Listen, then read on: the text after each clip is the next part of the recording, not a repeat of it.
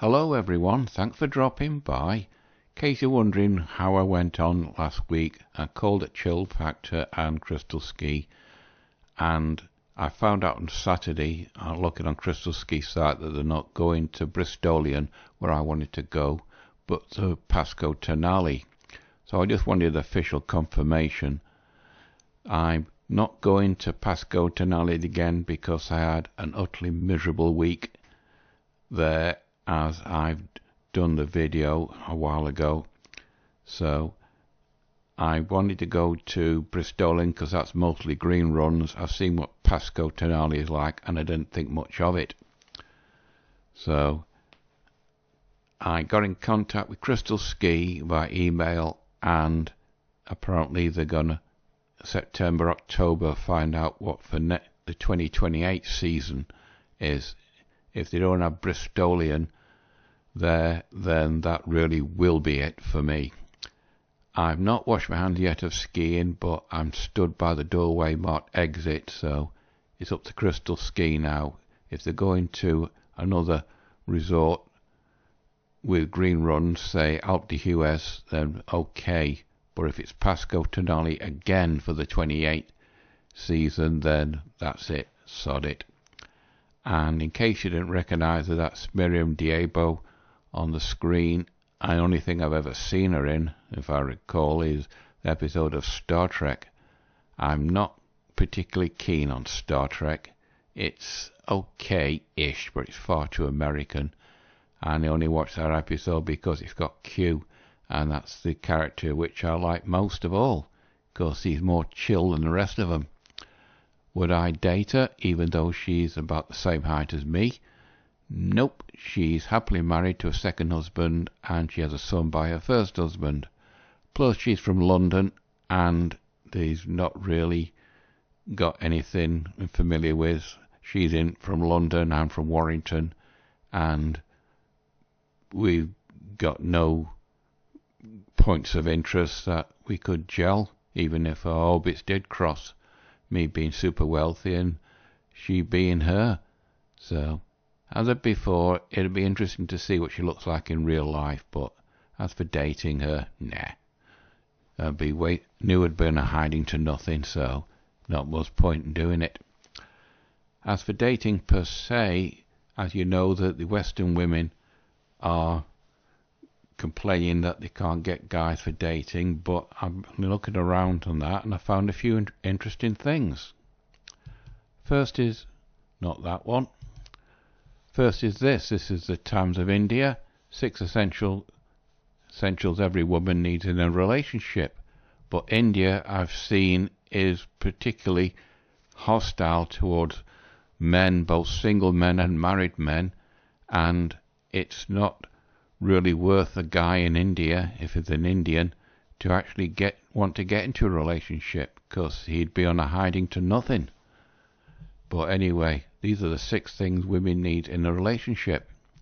If you scroll down, someone to hear them out. Women want to be heard, true, understood and valued.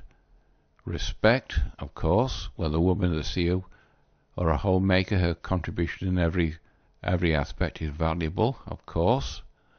Appreciation, yes, for all the hard work they put in managing so many things in relationships. And this is the key one, emotional safety. We want to feel emotionally safe in their relationships so that they can be their valuable self, knowing that their partners will hold space for their emotional experience, true. And support. She wants you to has her back and supports her through thick and thin. That's the married vows. Forsaking all others, rich, rough or poor, for sickness and in health. But this last bit, freedom and space. Women want relationships where they can be themselves, fly as high as they want, knowing that they are seen, respected and valued for they are.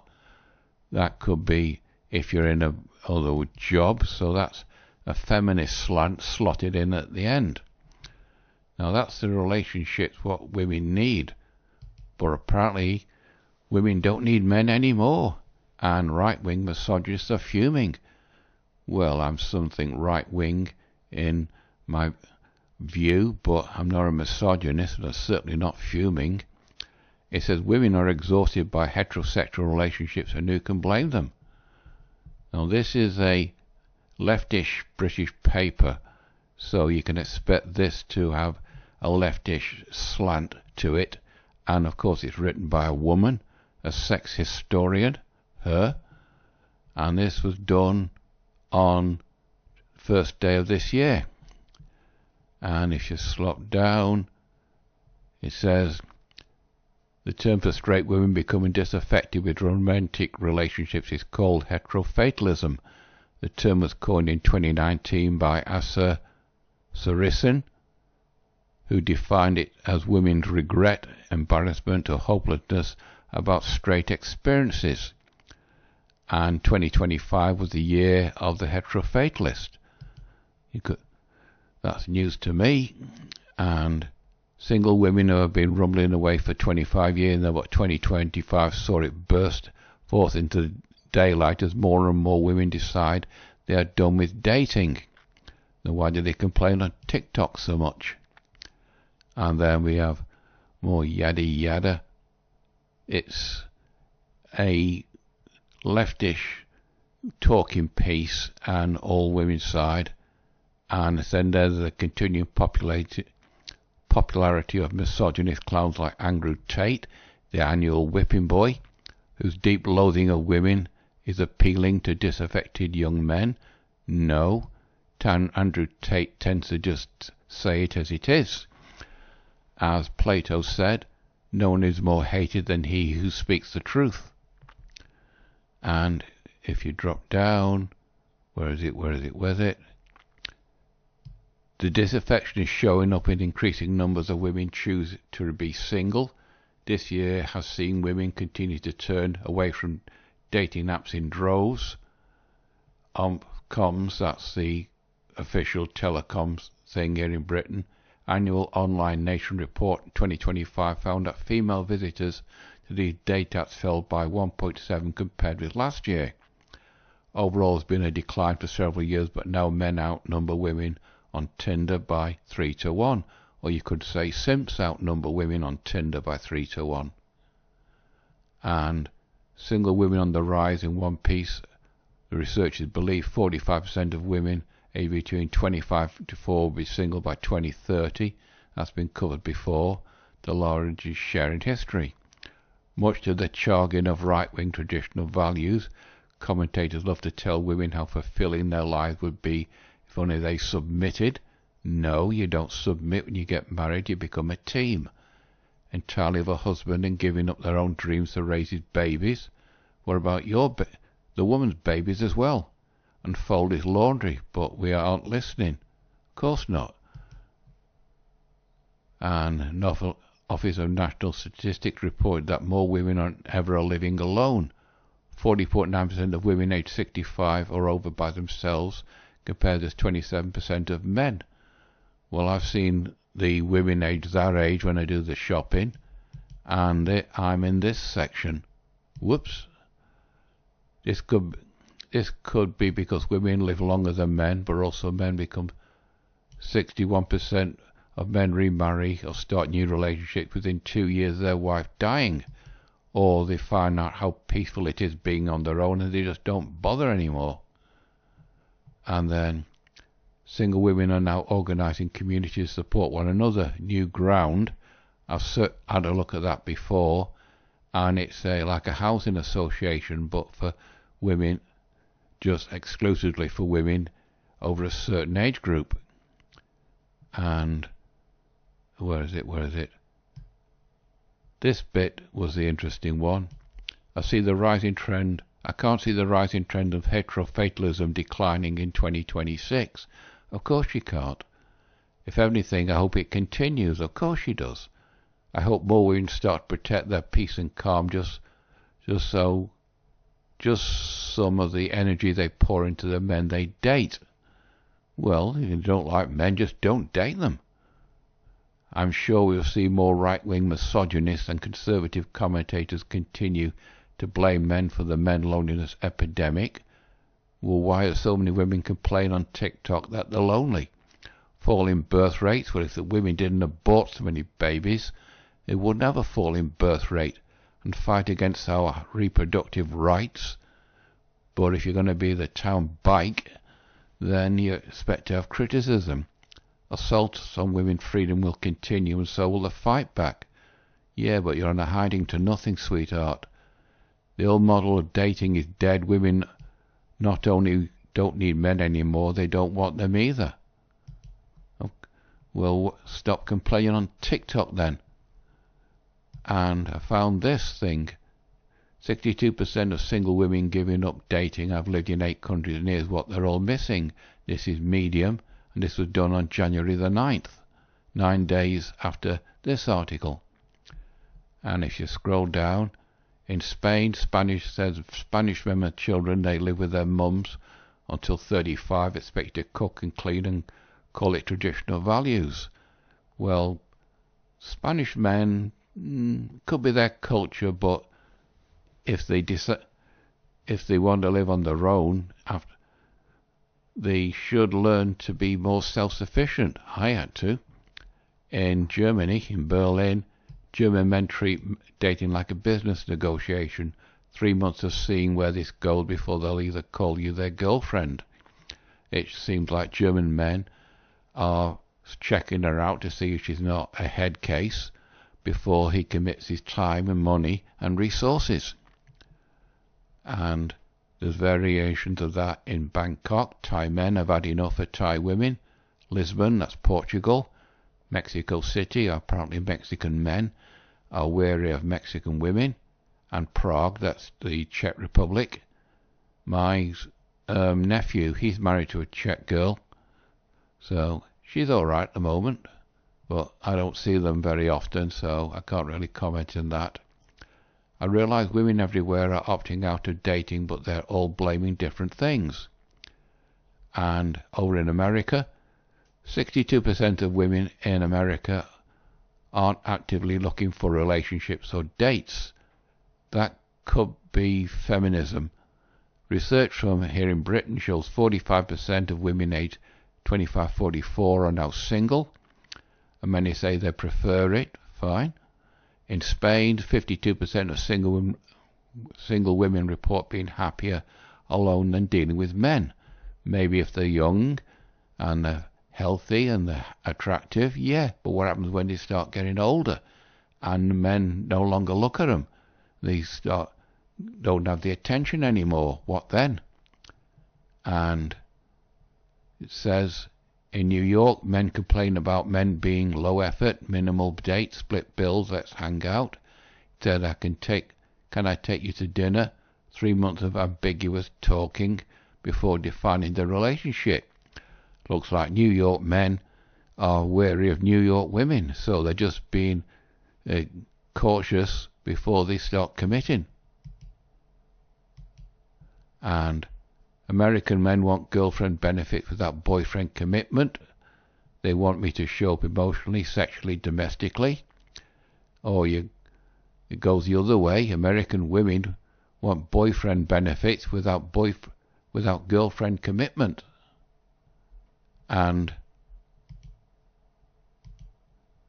this woman, she's been on 47 dates this year, gave up after date 47, suggests they keep it casual after sleeping together for 2 months.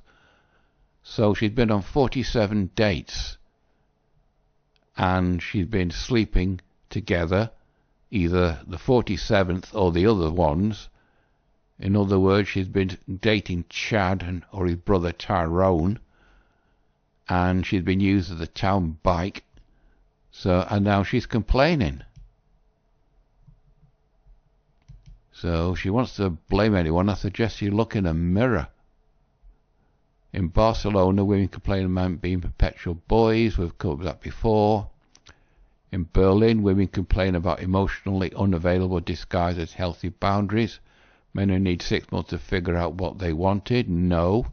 The German men are using their Teutonic mindset to work out, see if the German woman is a mental head case before he commits his time, money and effort. In other words, he's just being cautious. German men think being emotionally distant is the same as being secure. I need space becomes a permanent excuse for never showing up. They're just being cautious, but the German women, they just don't understand that. And 73% of single women across Western countries report similar frustrations. American women want more effort. European women want more maturity, and Asian expat women want more or less family pressure. Latin American women want less machoism. And more yada yada. American men are learning they don't have to try. Abundance mindset means there's always another match.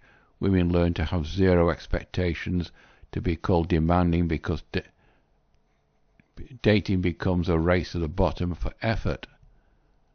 And more yada yada yada. On and on and on. American women who dated European men and realised, oh, men can make dates decisions and pursue intentionally. American low effort isn't male nature, it's American dating culture. And on and on and on. A German woman who dated a guy for 8 months who still wasn't sure what he wanted finally realised he knew exactly what he wanted. Maximum girlfriend benefits, minimum boyfriend commitment. And that's it. It's quite a long piece written by a woman, giving a woman's view on dating without having thought of the men's side. And to finish it off, because I'm probably on 20 minutes now, I found this. Why is it so hard to connect with men in 2026? You notice she's holding one of the major pieces of technology we've developed, connect you all over the world instantly with all manner of information. If you zoom on that, that looks like a couple. I don't know. But she sat next to another woman on a recliner by a pool, and it feels like everyone is technically talking, but no one is really connecting. And more time passes, the more it feels like men and women are standing on opposite sides of some invisible wall.